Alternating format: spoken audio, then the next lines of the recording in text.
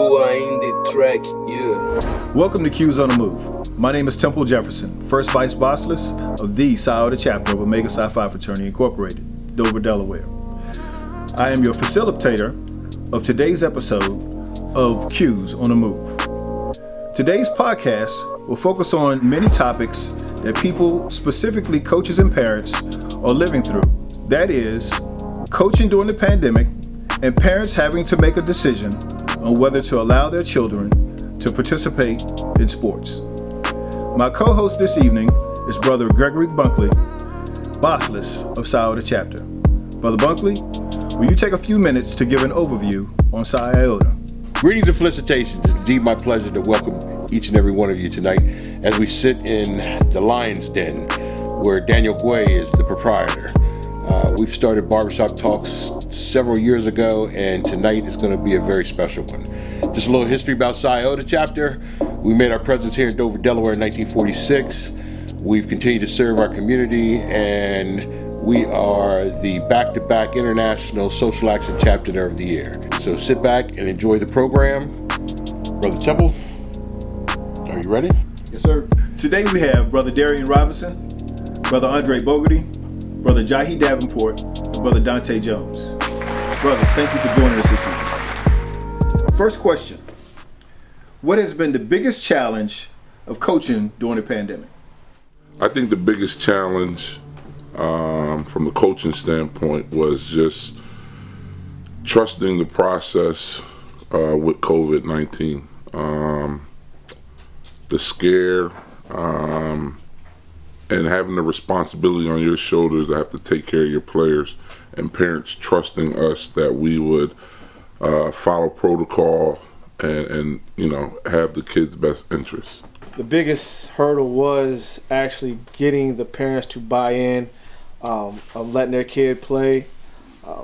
That was the biggest thing, because you have families and that have multiple people in their homes. So, we have some non-traditional family. You have people that stay with their grandparents, and some of the elderly parents didn't want to risk getting sick because they didn't know how their body actually would react to it. So it was definitely a trust issue going in and exposing not alone their kid to the virus, but also the possibility of bringing it back home. And that was the biggest thing, I think, was that impacted me a great deal during this COVID season. Matter of fact, I didn't have some of my best players play this year due to COVID, so I was definitely affected by the scare of COVID, which everyone definitely had the right to be scared, because we've seen how it affected our community, and it's still affecting us. So I would definitely say that is the biggest thing, getting over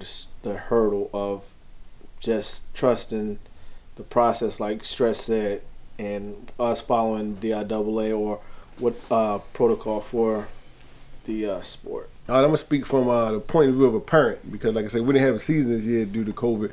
So as a parent, allowing my daughter and my son to continue to play, it's just taking into precaution. One thing is we had to prepare them, their bodies, so make sure they had the proper vitamins, proper sleep, and things like that, and making sure we took calculated risks. What I mean by that is my daughter never stopped training. She still played in a whole lot of tournaments, but they were all calculated risks. Does it benefit us by us going to this tournament or by us doing these trainings? So everything was calculated, and in the end result, everything paid off. So from the parent standpoint, you got to do what's best for your child and prepare for the future. So that's why we did what we did. I'm going to follow up with Brother Dante said. I have a child who plays football in college. So one of the things that we had to be okay with, and especially with him not being here, not seeing him every day, and not being able to be hands-on, but we had to follow up with his regimen, making sure he had everything he needed: mask, sanitizer, reinforcing the importance of washing your hands and cleaning. Athletes are athletes. Sometimes they'll go home and sit down right away before they have to, before they get up and take a shower. They rather eat. But we put that regimen in place. Like, you get home, you get clean, wash your hands, sanitize, and then we just had to trust the coaches down there. The coaches did a great job of communicating with us. I know he had to take tests almost twice a week, once or twice a week. So they were testing all the athletes, and then the school itself was sending us out information if there were positives, who was impacted, what where it came from. Kind of, I guess they call it contact tracing, and so it worked out. Again, then once they played a few games, you just had to pray and trust. I know a couple of their games got canceled because a couple of the programs did have a COVID breakout in their program, in their school, and on their in their athletic department. So some of his games still end up being canceled. But the other aspect of that is what the impact of COVID is. Now he has an extra year. This year didn't count towards his athletic year. So, there's a benefit in that. He gets to grow a little bit more, develop a little bit more. Who knows what the future may hold. So, brothers, if you could answer this both as a coach and a parent, we know that COVID impacted all areas of society, and because of it, athletic facilities were shut down completely, or you had limited access. And we know that flexibility was taken from you because of the governmental protocols that were issued. So, what were some techniques that you used to keep your athletes motivated and sharp? Definitely, facilities were at a premium, meaning that if you could get one, you needed to utilize it to the best of your ability. We had a couple of local, we call it the old Boys and Girls Club, the old Simon Circle, that let us get in and get some reps in, that we was gracious to actually helped us get in whenever he could get us in. And we had to go back to being creative and using the outdoor facilities. I had my girls, run around Del Tech, hit the football field, just do things the good old-fashioned way. Basically, like when we were growing up, a lot of times, like in this day and age, kids don't play outside. So we had to get back to the grassroots of getting outside, getting that fresh air, and really grinding that way, and just going back to basics, using what we were brought up on in order to make us better athletes. We didn't have a whole bunch of gyms growing up, so I had to take my girls back to that aspect in life and get it at it that way. I turned my garage into a workout center, and my son and my daughter, all my two younger daughters, my oldest daughter, and my son, we just got it in. 5 days a week, we were even in the garage. We went to Simon Circle. We would work out in the Boys and Girls Club with the Green Beret Project, so we had access to that. We went to the old Dover High. We wanted to get out on the field and get shots up. So like I say, we just made it work. The pandemic shouldn't have stopped you. It should just made you become more creative. We post a lot of videos on Twitter about different workouts, and through this process of this pandemic off season, we were able to. My son earned money to run track at Del State, and my daughter got a scholarship to Syracuse. So you just had to utilize what you have and resources and get it done. So never let anything stop you. You just got to find a way, and that's what we did. Just to piggyback off of what the brother's been saying, we like to say the 200 and 200. That's 200 push-ups, 200 sit-ups. That was our challenge for our guys, and using, the track, the bleachers, like they said, you had to take it back old school because they weren't letting us in the gyms. And as a coach and a parent, it was kind of hard, especially for, this was my son's freshman year in high school. And when you don't have that opportunity to take advantage of you walking into the building your first year, you had to do it from Zoom. It was hard, but trying to keep him motivated as a parent and as a coach, and the Green Beret definitely opened up their doors for us to get workouts in, and we just took it back old school, like Jahi said, using the beach, running on the sand, using hills wherever we could find hills, over by Shooty Park. We even went to some of the developments that aren't fully finished, with houses where they had rocks or dirt mounds and had the kids running up that. So We had to take it back old school.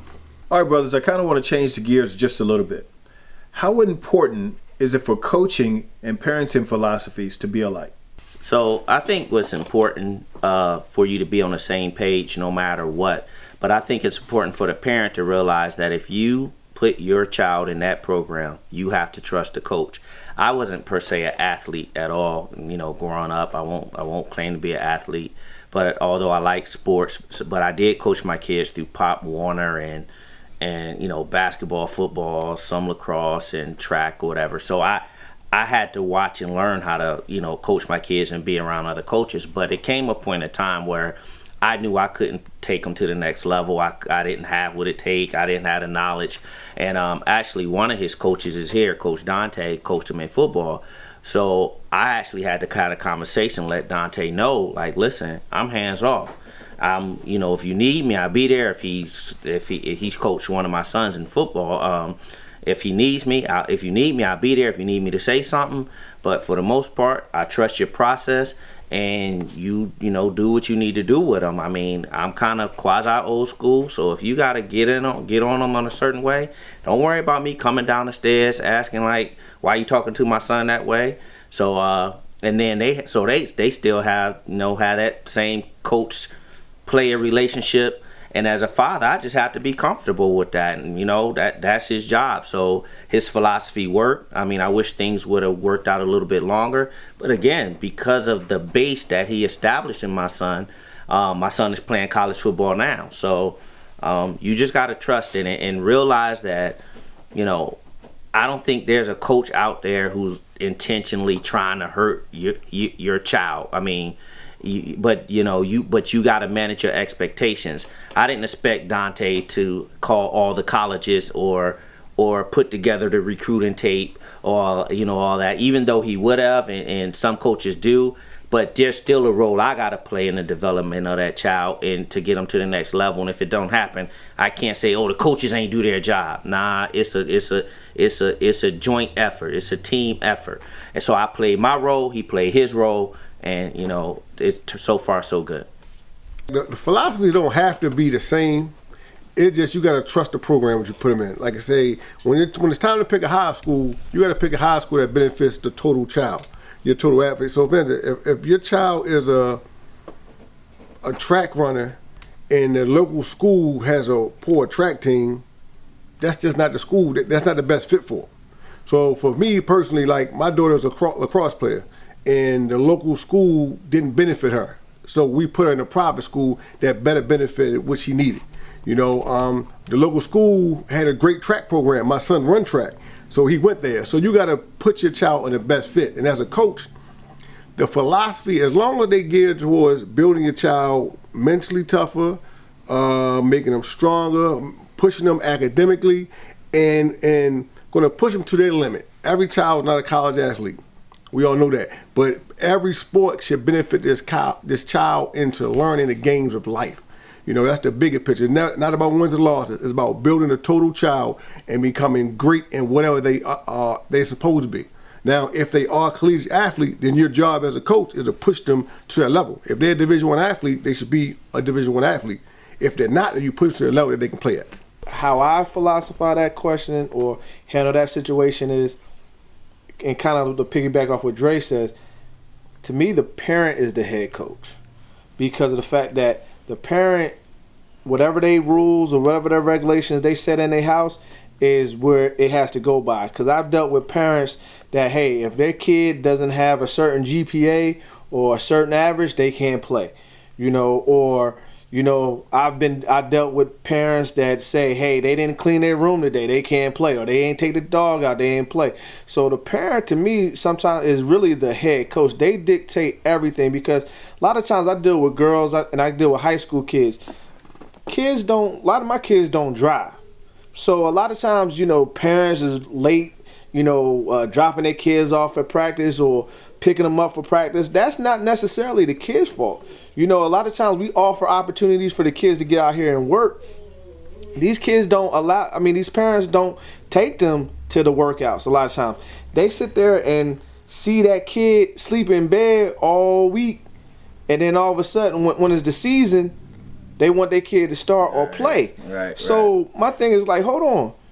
You knew what it take. You knew your kid wanted to be an athlete. You knew your kid wanted to try to play, but you allowed them to, text, tweet, whatever, versus signing them up for a personal trainer or finding someone that's going to help build them to be a better athlete during the off season. So my approach is a little bit different.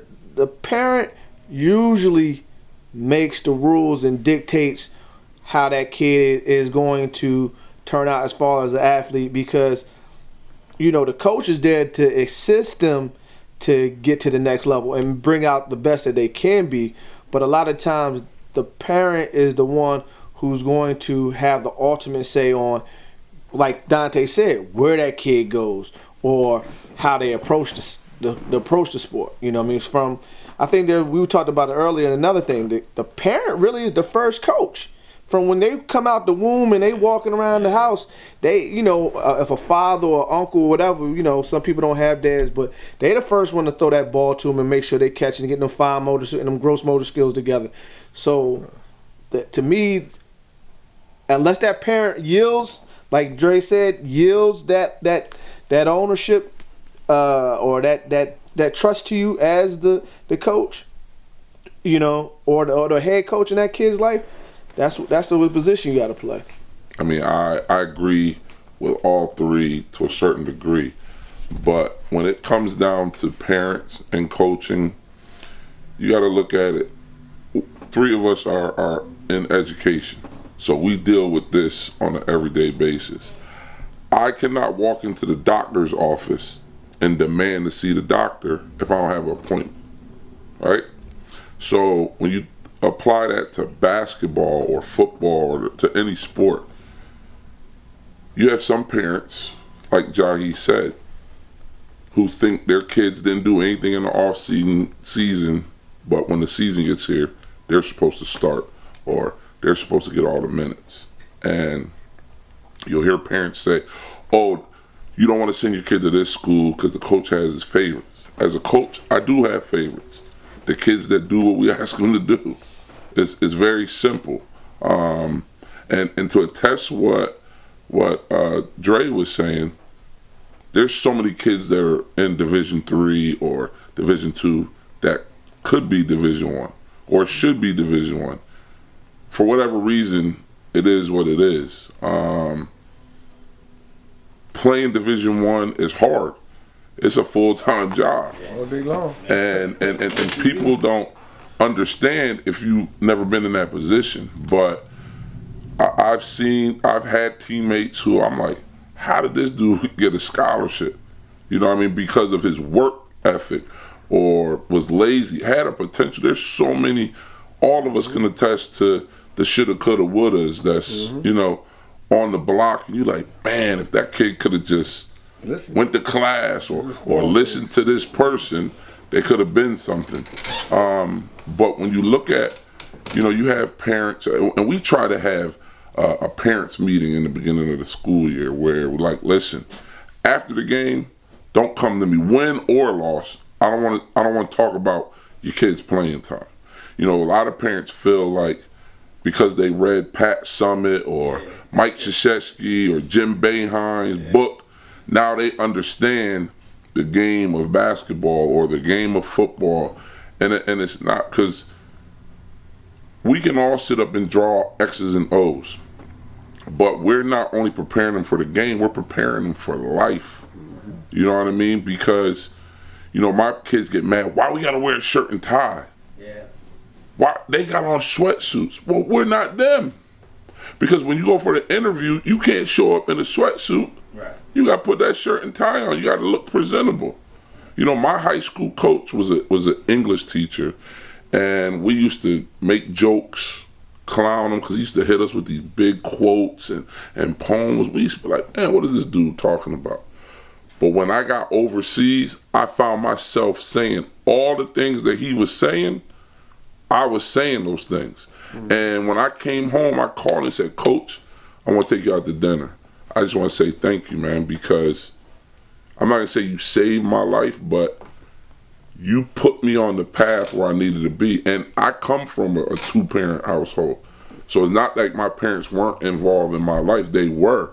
But like what Dre said earlier, if you're a parent that don't know anything about a particular sport, you can only put you on the path and put you around successful people who understand the game, and you trust those people to do that. Believe it or not, bringing it back full circle about what the question is, and when I was talking about parenting, a lot of these kids are in these different programs, and I know we got off the original question, but a lot of these kids are in these D1, D3 programs due to grades.